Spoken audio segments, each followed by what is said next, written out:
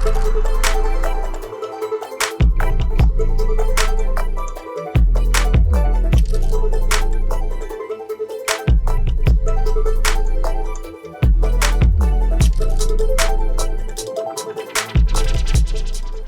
dan, dobrodošli u SISO podcast. Nastavljamo druženje sa Goranom Senjanovićem, vrhunskim teorijskim fizičarom. I došli smo možda do najzanimljivijeg dijela kad ćemo razgovarati o detaljima njegovog doprinosa fizici čestica. U prošlim epizodama govorili smo o standardnom modelu, znači modernoj teoriji fizike elementarnih čestica. I jedna od ključnih stvari koja je na neki način bila jedna od početaka koja je dovela do standardnog modela je bila ta asimetrija na lijevo i desno.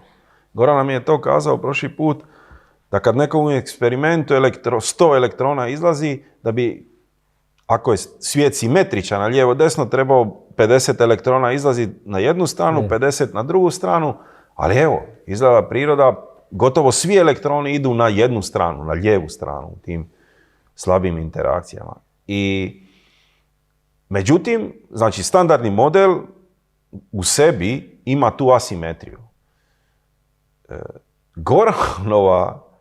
Goranova nova hipoteza je bila da je svijet ipak u suštini lijevo-desno simetričan.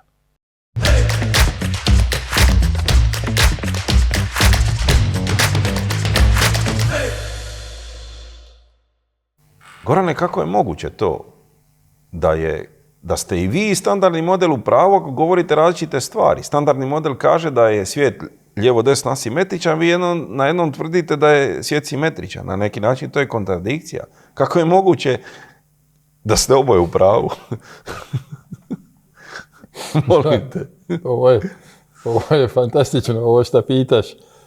To objašnjenje je nešto što se zove spontano narušenje simetrije. Genijalna ideja je Yoichiro Namboa, velikoga japanskog fizičara, koja možda postojala u drugim branšama fizike, a koju on uvodi u fizici elementarnih čestica 1960. godine i mijenja je zauvijek. To je godinu dana prije, kad govorimo o tim plodnim 60. godina, to je godinu dana prije Glešova, koji piše svoj klasični rad o standardnom modelu, koji je baziran na narušenju parnosti, odnosno lijeve i desne simetrije. I to je divno, kad čitaš, volio bi da sam bio tamo. To je bila takozvana Rochester konferencija, jedna od prvih svjetskih konferencija. Prva je bila u Rochesteru 56. ili 58. I sad Nambu dolazi sa svojom nevjerojatnom idejom spontano narušenju simetrije. Dakle, kad je završio, pita ga Sien Yang, isti Sien Yang, koji je otac narušenja parnosti i koji sam već par puta spomenuo, bio praktički moj kolega. On je radio na Stony Brook sveučilištu, ja u Brookhaven National Laboratory, koji su bile kao sister institution, imali zajedničke seminare smo imali, sve zajedničko. Kad ga poznaješ, onda razumiješ njegovo ponašanje. Uvijek je govorio sa ogromnim autoritetom, kao da sve nervirao bi me, govorili bi o nogometu koji nije imao pojma, i on bi meni išao objašnjava, koji sam lud za nogu. Dakle, on kaže Nambu, pita, kako sam razumio, vi mi kažete da je ova simetrija narušena o kojoj govorite? Da, kaže Nambu, ali ako sam dobro razumio, kao da hoćete reći da je ipak tu ta simetrija. Da, govori, razumijeli ste, ja mogu sad zamisliti sretnog Nambua, da vam objasnim nešto, kaže njemu. Nešto ili je ili nije. Dakle, simetrija ili je egzaktna ili je narušena. I to ide 3 puta, on njemu ponavlja, ponovo ga pita da ili ne, i on ponosno smije se tome čovjeku. To spontano narušenje simetrije koje smo već bili spomenuli je u suštini svega ovoga. A Sidney Coleman, veliki američki fizičar koji je bio veliki divulgator ovih ideja, to zvao skrivenom simetrijom. Dakle, šta se dešava? Kako je moguće da smo mi u pravu, dakle nije samo moja Pati, Salam, Mohapatra i ja, nas 4 da smo u pravu, da je svijet lijevo-desno simetričan i da je Glešov, Weinberg i ovi da su u pravu, odnosno Li i Yang, da je potpuno simetričan. A to je lijep primjer. Recimo, ovdje imamo okrugli stol. Ovo je lijep primjer koji sam nam volio dati. Zamisli da sjedimo za okruglim stolom i svaki od nas ima čašu sa lijeve i desne strane. Ako sam ja sjedim ovdje, a ti ovdje, ja bi imao čašu imam potpunu simetriju, se slažeš. I ta simetrija traje dok neko ne uzme, ili ima neka konvencija, ili Salam je volio taj primjer i kaže da uvijek bude neka važna osoba koja onda odluči uzme čašu s lijeve strane. To uvijek bio Salam. Da. On je bio najalfa mail što sam ikad vidio u životu. Dolazili bi Nobelovci oko njega, nije bilo Boga. Čekaš Salama da uzme čašu. To je lijep primjer. Neko ko dođe kasnije, vidi da ljudi samo lijevo uzimaju sa lijeve strane i ne vidi nikakvu simetriju više. Ili onaj primjer trivialan kojega često volim da zamislimo, dvije doline, brdo, jako usko gore i stavimo veliku loptu, potpuno je simetrična ako su doline simetrične. Jednom kad padne lopta doli, nema nikakve simetrije, ti kažeš aha, neko ko može vidjeti to, ovdje ima lopta, tamo je nema, jel? A šta ako dođe neki div i stavi je gore, onda ima simetrije. Dakle, ako u tom smislu možemo, a to je moj prvi rad, moram reći, jako sam sretan da sam se zaljubio u tu ideju, a ona ide unatrag onome što sam govorio o tom mom infantilnoj fascinaciji lijevo-desne simetrije ogledalo. Jel? Jednom ćemo se navrati priča o ome. Šta se tačno dešava ogledalo? Zašto lijevo ide desno, a ne gore dolje? Bilo bi lijepo da pričamo. Obećajmo si jedan drugom da ćemo pričati o tome. Jel? U ovom momentu ajmo sad to prihvatiti. Ta fascinacija, jel? Ja sad odjednom me čini da ja vjerujem svijet mora da je simetričan. Jel? I to ću upravo pokazati u mom prvom radu, da je svijet može biti upravo kao to, da je lopta pala dolje, zato što ova situacija nije stabilna.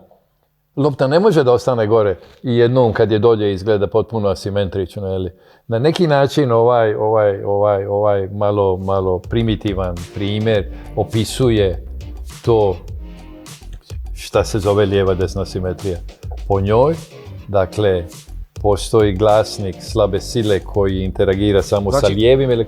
Znači, svijet je nekad bio, a može se tako kazati, simetričan, onda se simetrija narušila i... nekad bio, to je interesantno pitanje, sad me pitaš da li je svemir bio takav, aha, izgleda i to ćemo se navratiti, izgleda da bi tako bilo.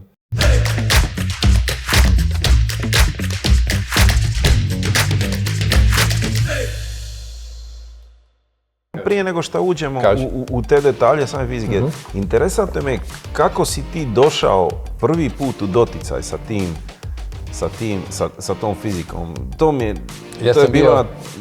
Ja počinjem moje istraživanje, to je bilo ovako, u Americi ima jednu divnu stvar u to vrijeme, vjerujem dan danas, naravno mislim da ovdje nisam toliko često vidio. Nakon što sam imao ove obične kurseve, imali smo dosta kurseva na doktoratu, onda imaš nešto što se zove reading course.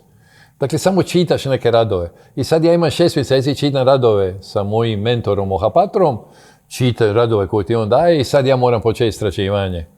On ima neke ideje, ja sam bio i ostao osoba koja ne voli raditi na tuđim idejama. Ja volim, ako bi ti ja radili zajedno, ja volim da mi zajedno formiramo ideju, ne? Da sam ja imao ideju dao tebi ili da si imao ideju dao meni. Tad sam najsretniji. Čak volim sa mojim doktorantima da učestvuju u stvaranju ideje. Ja gledam šta ću i tako dalje i otkrijem rad Patija, Jogeš Patija, koji će biti moj prvi šef nakon što doktoriram, i Salama, o kome često pričam, osnivača ovog centra prekrasno. Na kojem si radio. Proveo cijeli radni vijek, praktički 30 i godina, i koji je jedan od očeva standardnog modela. Oni imaju tu ideju, aha, a šta je oko svijetu? Ideja je njihova originalna, lijevo-desno simetrično u smislu da ima taj glasnik lijeve sile, slabe sile koji interagira samo sa lijevim elektronom, lijevim neutrinom koji su spominjali, lijevim kvarkovima. Po njima, a šta ako ima i glasnik koji interagira sa desnim česticama, samo jako težak. Znači, mislim da moramo naglasiti sljedeće, da je to vrijeme kada standardni model doživljava potpuni trijumf, a standardni model kaže da svijet je asimetričan. I sad usuditi se baviti u tom momentu, tome bi trebalo biti velika hrabrost. Ti si spomenuo da su ti ljudi, da su ti Nobel, da ti je Weinberg, da su ti govorili da se ne baviš tim. To je hrabar. Ali gledaj, ideja dolazi od Salama. Salam je hrabar, čudo. Ajmo reći da je Goran hrabar, imao sam hrabrosti da se bavim tim u sljedećem smislu, jer oni zaključuju da nažalost ne mogu da naprave to spontano narušenje. Jedini način da teorija bude konsistentna, to je dokazao je Hooft kad je uzeo standardni model Glesha, Weinberga i Salama, jer i tamo je neka simetrija spontano narušena. Sjeća se, govorili smo o gauge simetriji, da smo govorili o tome, naravno, ti znaš. Jeli? I sad ja uzimam taj rad i oni kažu, ali nažalost ovu lijevu desnu simetriju mi ne možemo spontano narušiti.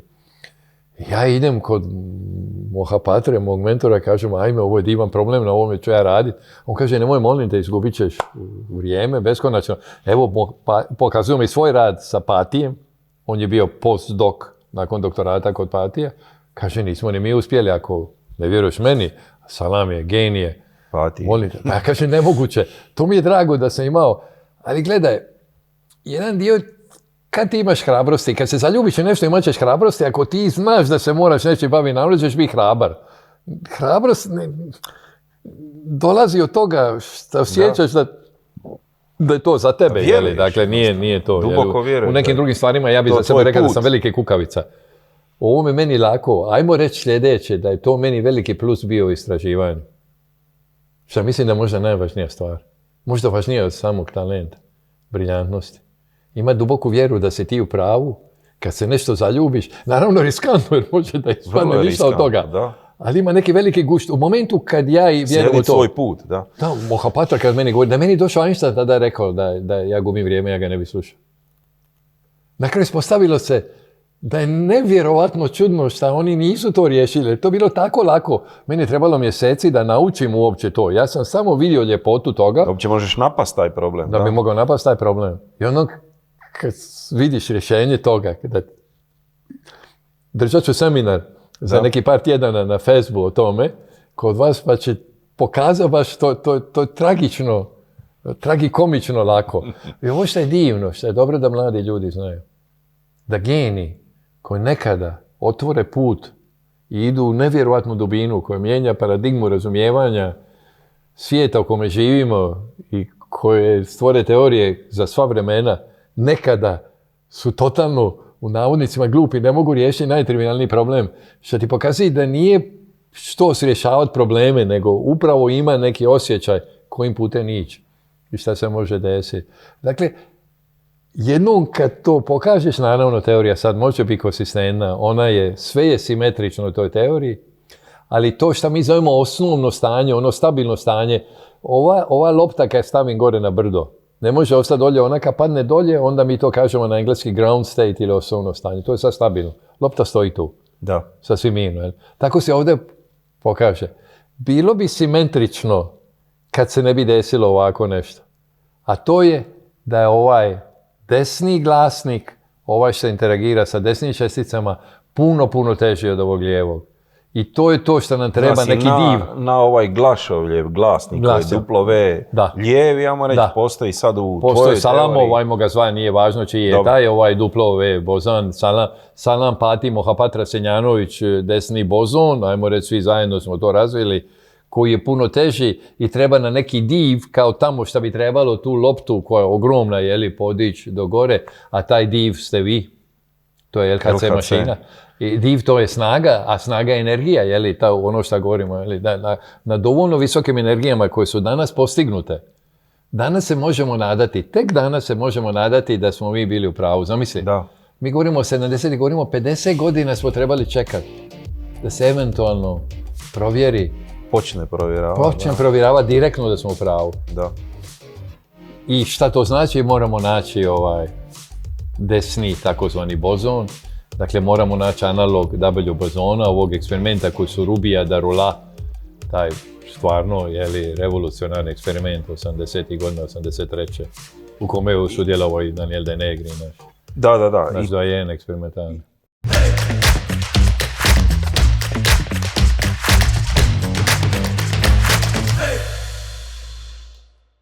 I sada, znači, smo u poziciji da se na LHC-u provjerava ta teorija. Napokon. I to je još jedan tvoj dodatni ključni doprinos za koje kažeš da si zaboravio na početku, a na jedan put je sada možda čak najvažniji moguće se pokaže, najvažniji rad da sa Malo me svojim sram. kolegom, kako na LHC-u, znači dali ste jedan recept kako se to direktno može provjeravati na LHC-u. Otkrili smo nema jako bogate fizike za koju nisu ljudi znali da je moguća, a ovo se sad dolazi, moramo doći do neutrina. Da, naravno. Mislim, ovo bez neutrina tome ne ide. Sigurno. Šta je što ova teorija gdje se odmah razlikovala od početka, od prvoga momenta, od standardnog modela? Jer ako ti kažeš da ovo vrlo teško, aha, treba će čekat 50 godina.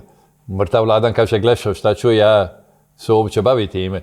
Pak je divno da Glešov vjeruje. U ovom pismu što je tebi pisao, kad je o meni pisao, kao da vjeruje da bi lijeva desna teorija. Da. Interesantno. Da. Iako ga to Ostavlja kao mijenja njegovu paradigmu, ali vjeruje, on jasnu govori, mogućnost Goran mora da je u pravu. Might be fulfilled. Jer ja propovijedam to, jeli?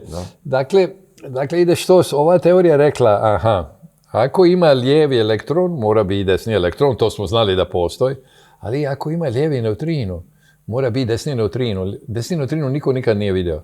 I ljudi su počeli vjerovati da ga nema uopće. 70. godina ljudi, ala Glešovi, ovi ljudi vjeruju da nema desnog neutrina. Oni čak imaju ujedinjenu teoriju svih sila Glešov i Georgi, koju smo spomenuli, grand unificiranu.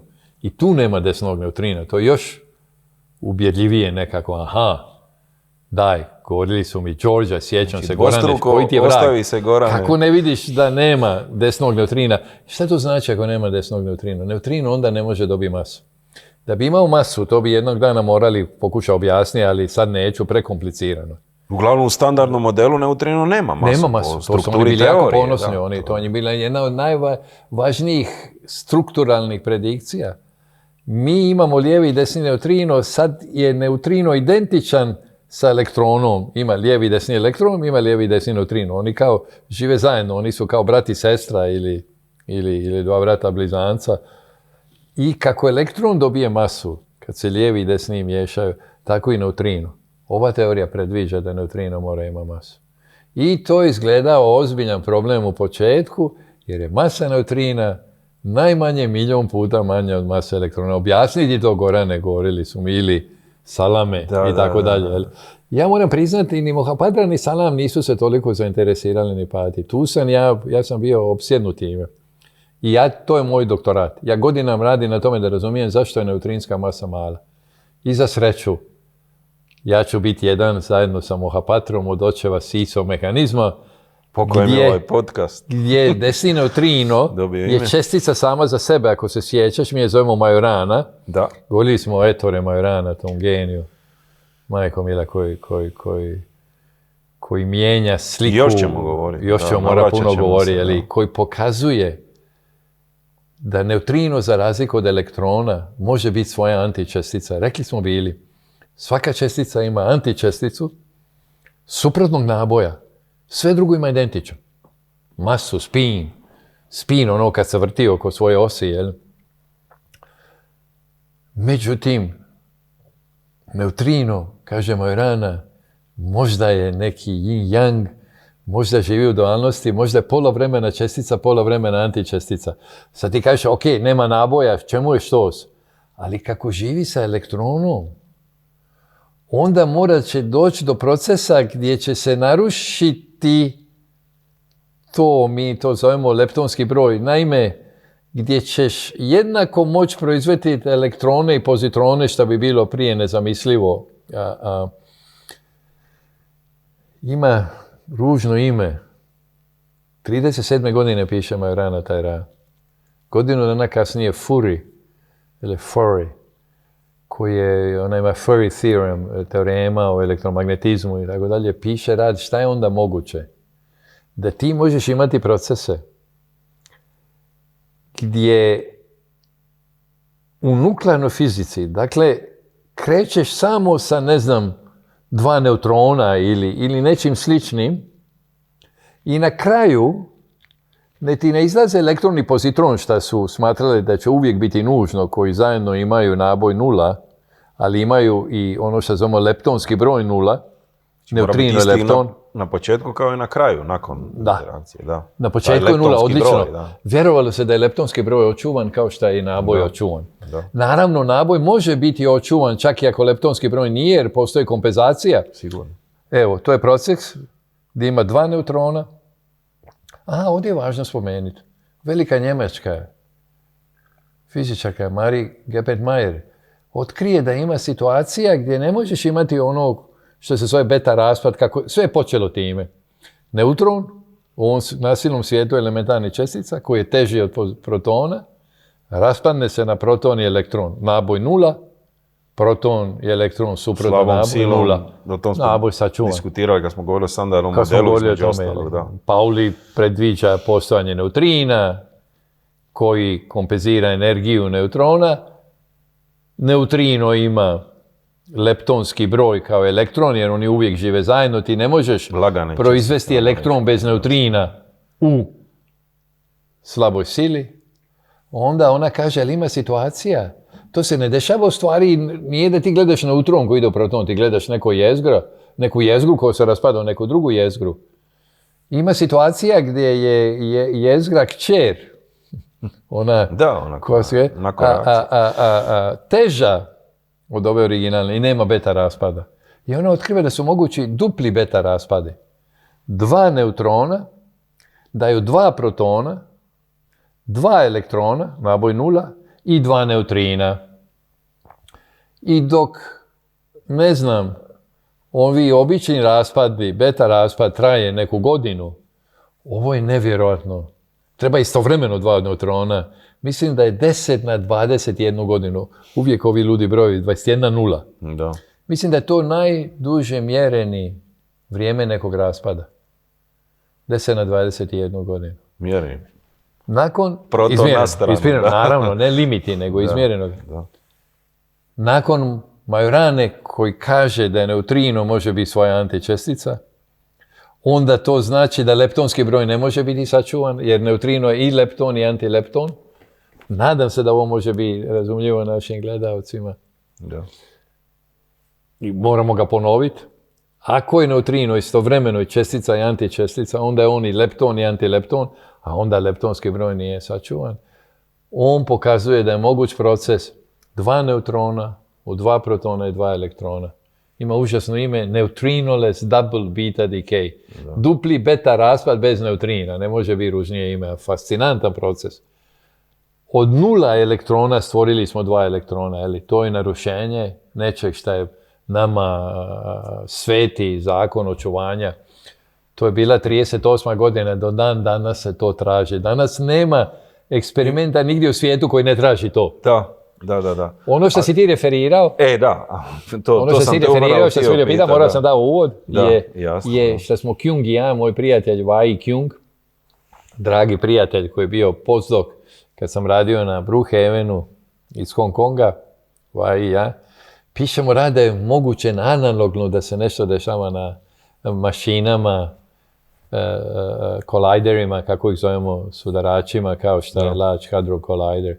Dakle, kao što je tamo moguće da je narušen leptonski broj, mi tvrdimo, možemo imati proces gdje imamo dva protona koji se sudaraju, kao LHC, proizvedu. I da na kraju dobijemo dva elektrona i naravno bit će nečeg drugog u koji mi sad zovemo hadronima, nije važno, slično protonima i tako dalje. Zašto je ovo jako važno? Zato što bi ovdje direktno izmjerili šta se tačno dešava, koji je medijator toga. Kad gledaš na niskim energijama, kao taj beta raspad, ti samo znaš da se desilo, ali ti ne možeš naći glasnika sile ili medijatora, ne možeš mu izmjeriti ni masu, ni spin, ni ništa. Ovdje dvije stvari se dešavaju. Da bi vidjeli direktno narušavanje leptonskog broja i da bi znali koji je fundamentalni izvor toga. I još nešto, otkrili smo, sjećam se da je oba referija su rekli da ne razumijemo osnove fizike, da je to nemoguće. Ljudima bilo to toliko čudno, da kad se proizvede ovaj desni neutrino, sjećaš se, rekli smo, desni neutrino je čestica za sebe. On ima veliku masu. On u našoj teoriji dobio je masu kao i ovaj W desni bozon, koji je neki 1000 puta teži od protona ili 100-tinjak puta skoro od onog lijevog bozona. Koji je 80. Ako je desni neutrino tako težak, on će se sad raspast. Ako si težak, raspadaš se. Da. U fizici čestica. U fizici čestica. Da. Kad se ne raspadaš, tu se otkriva nešto nevjerovatno, je li? To su misteriji koje mi kućamo razumjeti. Dakle, da si neutrino se raspada recimo na elektron i na nešto što mu kompenzira naboj, otkrivamo da se jednako može raspasti u elektron i u antielektron ili pozitron. Dakle, otkrivamo dvije stvari. To znači da bi vi na LHC-u mogli vidjeti direktno ono što je taj genije Majorana zamislio. To bi bio dokaz da je taj desni neutrino Majorana čestica. Da je pola vremena sama sebi antičestica. Čestica, pola vremena antičestica, pola vremena se raspada. Recimo, može se raspadati u elektron i W bozon koji ima plus nabu. Sjećaš se, rekli smo on ima nabu. A može se napasti u pozitron i njegovu antičesticu W minus. I to jednako. Znači, iako svi govore, nemoj se baviti tim. U jeku standardnog modela, kad je standardni model, kad je Nobelova nagrada u krajnjem slučaju dodijeljena standardni model, ti se tim baviš i jedna od ključnih predikcija toga, kao što si rekao, je neiščezavajuća masa neutrina, za koju svi znaju da je nema. A da proći će 25 godina prije što se dokaže da je neutrinova masa. Ali, kažem, koliko je to trebala biti ipak ovo što smo kazali, i hrabrost i vjera u sebe, i vjera u svoj rad, da bi se onda upravo to... Ali samo za jednu stvar ti, znači ipak masa je nešto što u suštini povezuje lijevo i desno, zar ne? Je. Znači... To je jako važno. Da. To je ono što smo rekli. Znači, zato je tu neutrino i ta njegova masa ključna da je ima. I u vašoj teoriji neutrino ima malu, taj lijevi neutrino masu i ovaj teški koji je SISO, partner. Mi kad pišemo taj rad SISO, to je jesen 79. godine, objavljujemo ga u 80. godini. Kad pišemo taj rad je odmah primijećen, jer on objašnjava, ne kao danas on ima na tisuće citiranje, rekao si, evo mogu reći nekako malo ponosa, možda sam imao sreće, to je jedan od najcitiranijih radova. On je negdje između 20. i 30. mjesta u najcitiranijih radova o povijesti fizike elementarnih čestica. Naravno, to ne znači da je dnevno publicira nekoliko stotina, vjerojatno samo u fizici čestica. A da stavimo u relaciju taj odnos 30 ili među top 30 svih vremena. To je...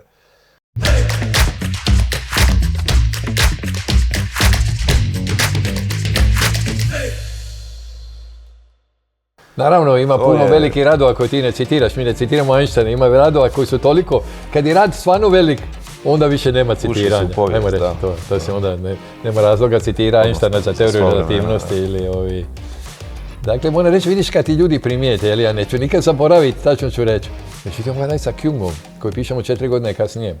To sjećam vrlo naslikovitog tog našeg rada, zbunjeni smo, ne kužimo. Čak i nas to zbunjujemo. Ja mislim, pola vremena možda griješimo, možda nešto nije u redu. Kako može da se raspada jednako vremena? U to vrijeme čovjek nije dobro razumio ove stvari, Majoranine teorije. Kako niko nije obratio pažnju? 10 godina niko nije napisao rad uopće o tome. Ja zaboravim. Kao što je Glešao, izgleda zaboravio na svoj rad revolucionarni koji je puno bolji od moga, nego ništa. Tako sam ja uspio. To sam ispričao bio, da sam uspio zaboraviti na to, mislim, srame. Do te mjere je važno. Ovo je isto jedna stvar što je dobro da mladi ljudi znaju. Da nikad ne znaš kad će doći priznanje. Isto kao što ne znamo šta bi se desilo da je Van Gogh ostao živ. Da li bi on prodavao slike za 100 milijuna eura. Da nikad ne znaš i da nekad treba istrajati. Samo nemoj zaboraviti što si napravio. Da. Sam mislim da Glešao, ali ovo je još, mislim, za sreću mi se ovo desilo da mogu razumjeti Glešao. Inače bih rekao da je nemoguće da Glešao da zaboravi, da napiše tako epohalni rad. Koliko god je naš rad lijep, njegov rad je potpuno promijenio fiziku. Osnovi standardnog modela. Da. On je započeo standardni model. On 3 godine kasnije piše rad, moramo ga još naglasiti sa Bjorkenom. Istim Bjorkenom koji je trebao dobiti Nobelovu nagradu za kvarkove, koji objasnio kako se vide kvarkovi, gdje predviđaju da ima još jedan kvark, šarmirani kvark, nešto lijepo, i ne citira samog sebe u okviru teorije. Nevjerovatna priča, ali evo, Ali evo, povijest ima tendenciju da se ponavlja Da. u malome ili u velikome. Tako, u tome, evo, došli smo do suštine važnosti. Dakle, lijeva, desna teorija već po sami sebi je interesantna. Imaš desni double boson koji interagira sa desnim česticama. Međutim, nudi mogućnost da vidimo direktno narušenje leptonskog broja. Čak bi mogla zamislite ako imate sreće i vidite prije nego što vide ovi u neutrinoless double beta decay, koji se trebalo reći. Danas nema eksperimenta po svijetu koji ne traži to, jer postoji neka vrsta svetog grala. Čak za sreću i RHC to shvati ozbiljno. I vaša grupa CMS i vaš detektor, vi ste grupa. Kako nazvati to što ste vi konglomerat, imamo? Kolaboracija, preko da, to 3000. se naziva kolaboracija. Kolaboracija, i Atlas, druga kolaboracija, imaju u dobro definirane grupe koje traže Kjung-Senjanović. Moram reći, to mi je jako drago kad vidim vaše radove. Sad pišu da gledaju Kjung-Senjanović proces. Jedna od stvari koja ti puno znači, moram reći, je kad ti se ima asocira s nečim, na neki način mi živimo za to. Mi živimo za to.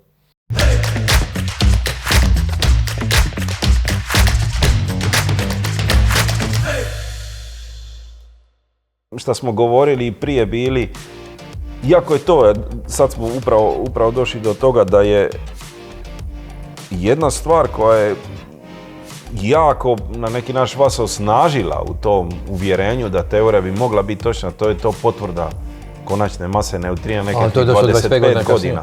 Ali šta hoću reći, šta sam htio reći, da to ćemo prodiskutirati sada.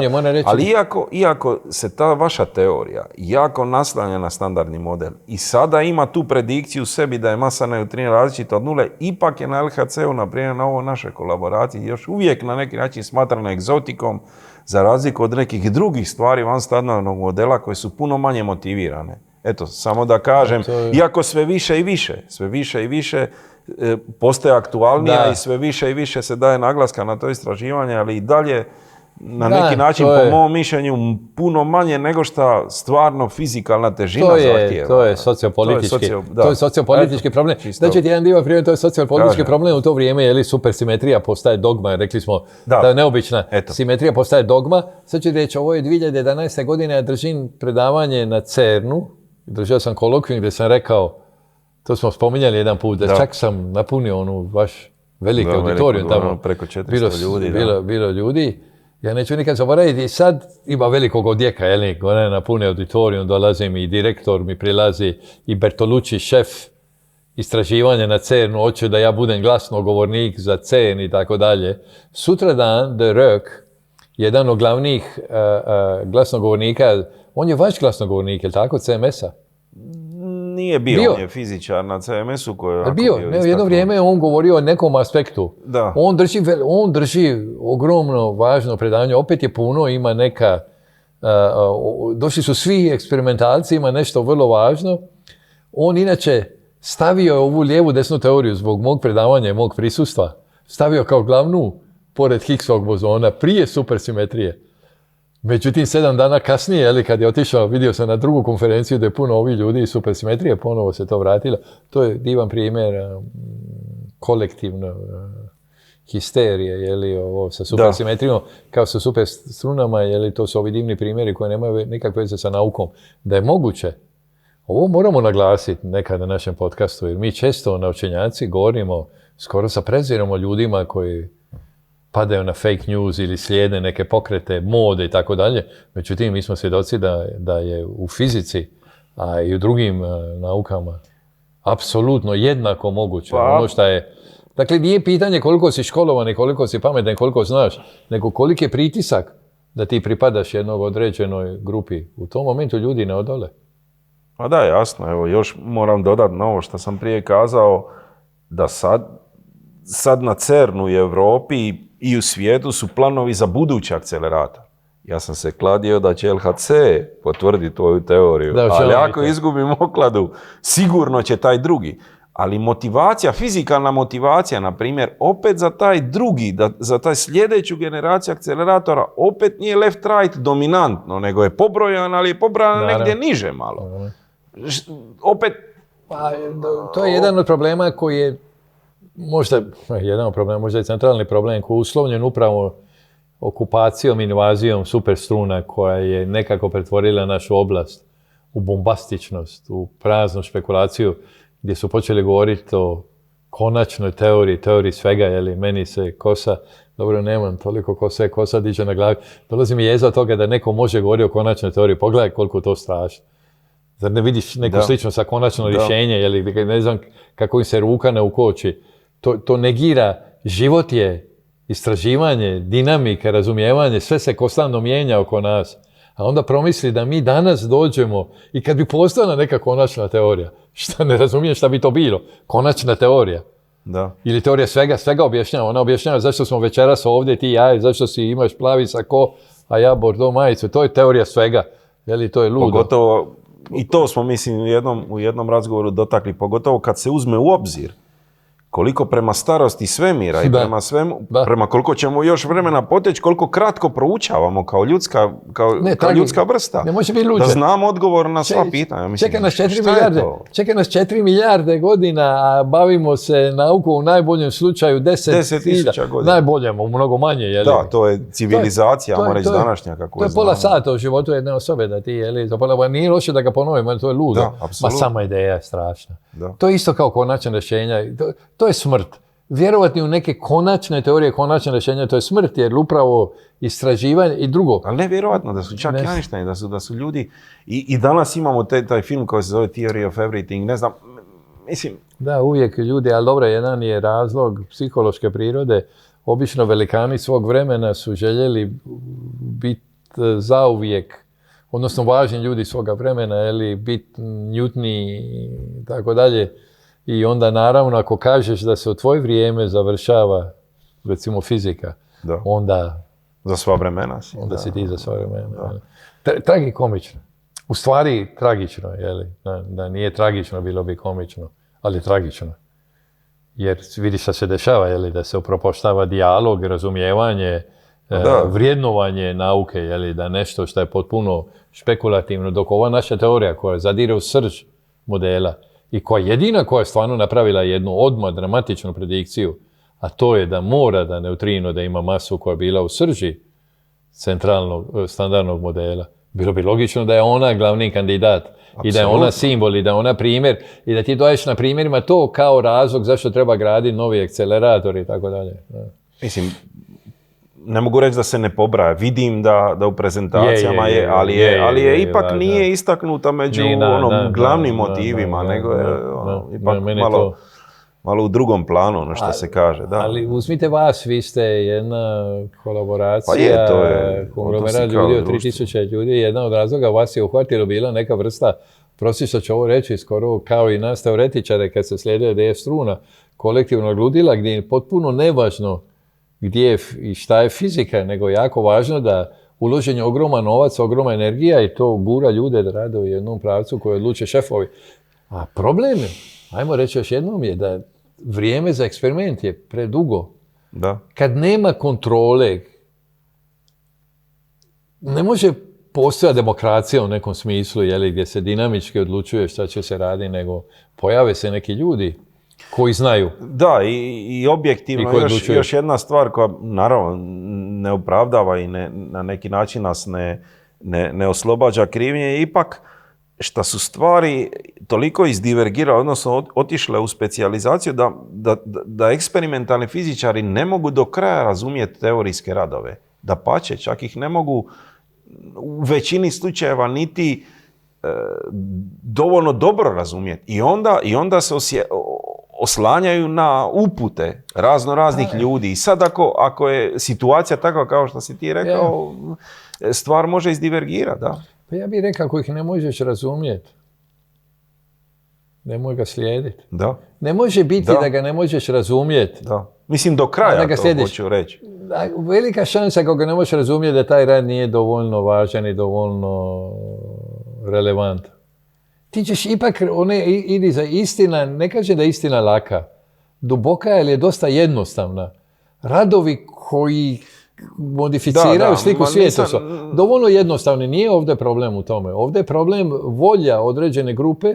Ako ne razumiješ rad, i super Da, simetrije. ne smiješ to postaviti kao core tvog istraživanja Naravno, nikako. naravno. Ma ovdje sam čak više mislio na nekakav čak možda i osobnu stvar, na primjer da odlučiš u kojem ćeš ti smjeru ići, ali da, naravno, i tu bi trebalo razumjeti tu bi stvari rekao, ja bih dao savjet eksperimentalcu. Kao što kaže mladome teoretičar, nađi nešto što voliš, nađi nešto što je tvoje, što kaže Feynman, jeli, jako teško otkriti nešto. Dakle, da bi otkrio nešto, moraš smanjiti prostor, uzeti nešto što je osobno i tako dalje. Ne, ovdje se radi samo o želji za pripadanje. Ovdje nije problem stvaran. Vi bi našli, recimo ti kažeš, evo sad mene interesira kad nađeš malo više vremena, ti bi sam se ti uključio u traženje desnog vagona. Žao mi što ćeš izgubiti velike novce. Žao mi što ovu opkladu ja ne mogu izgubiti. Ne mogu prepustiti okladu nekom drugom da mi rješava za mene.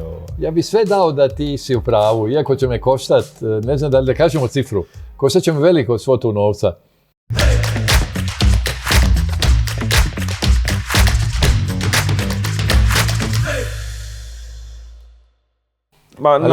Naravno da smo sad na neki način, ti si autor toga,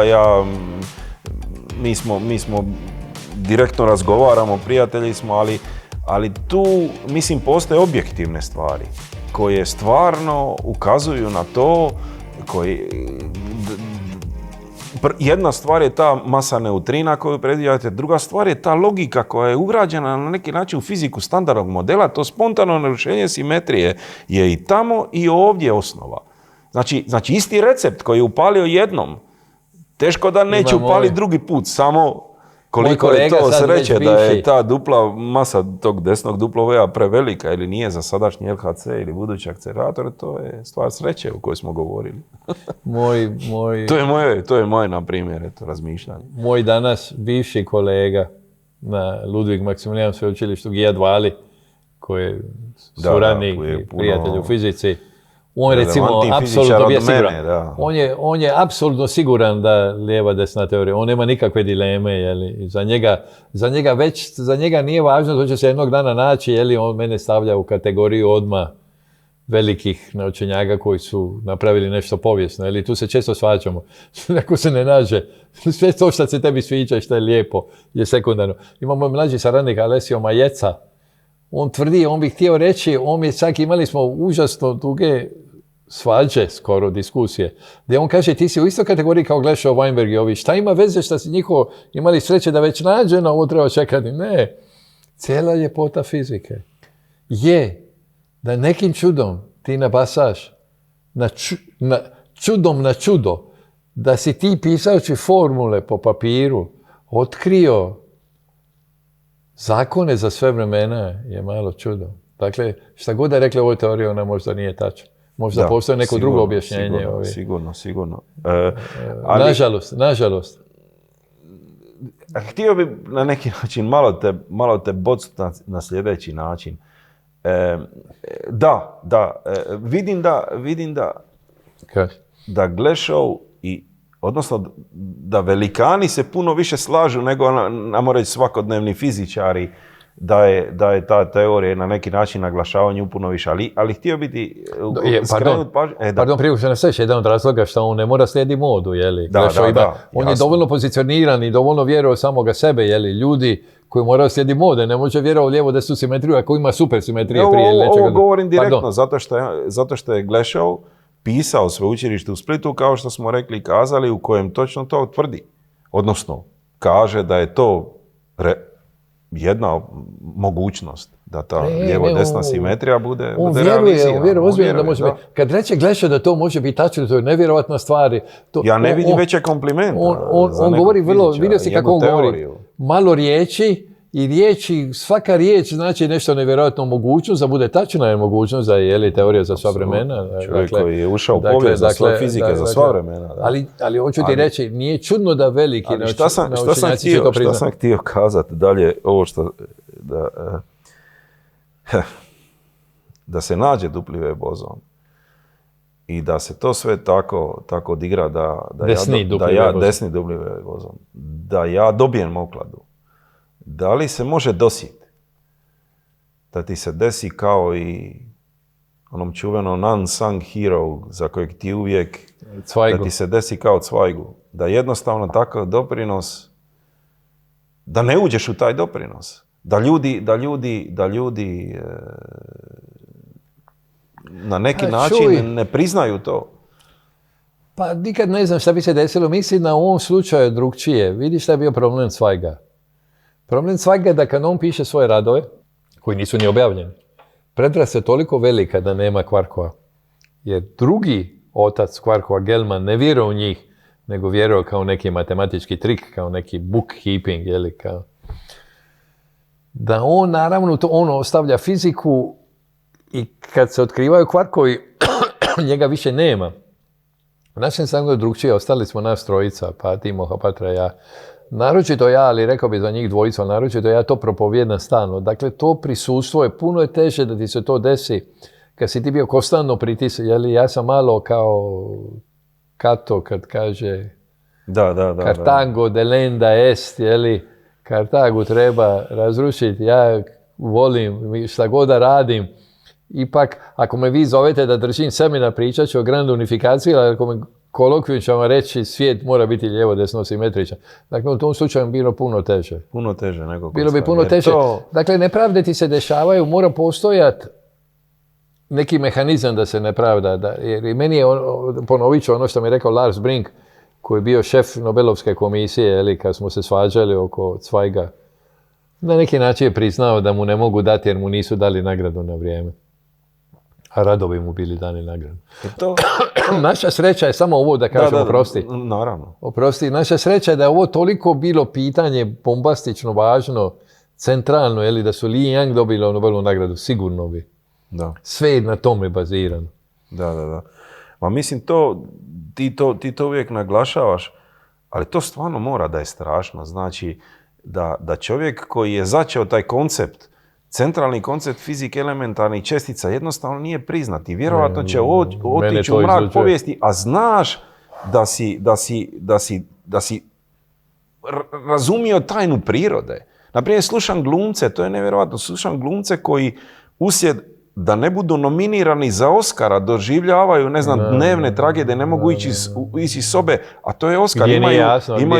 Gdje nije jasno ko treba dobiti Oscar. Ovdje govorimo jedno najvažnije priča. A imaju i priznanje i novac i sve. A ovdje se radi o čovjeku koji je otkrio zakon prirode. Znači nešto na neki način nepromjenjivo za povijest.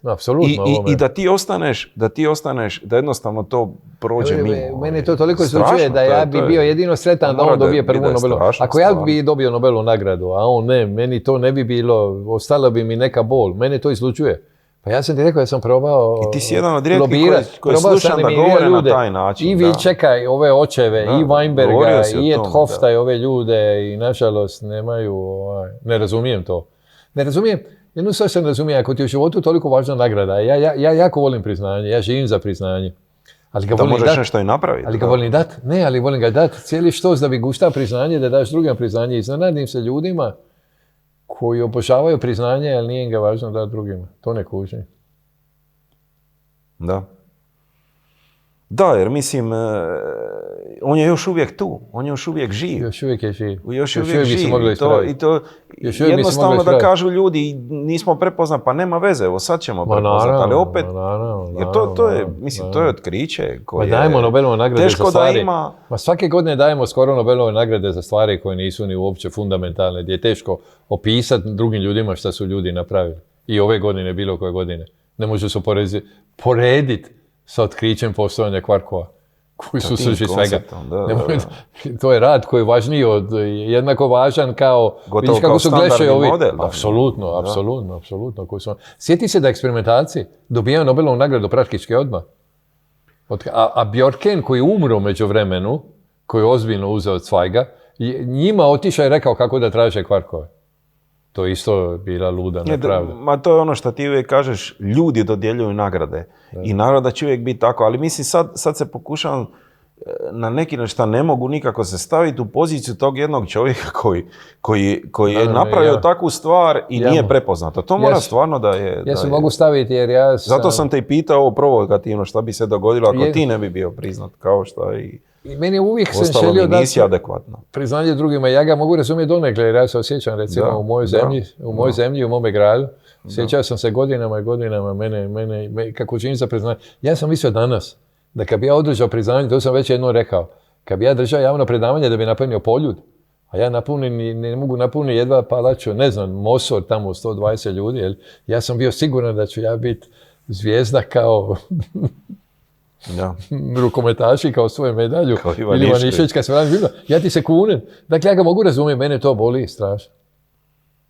Ali boli me njegovo isto kao i moje.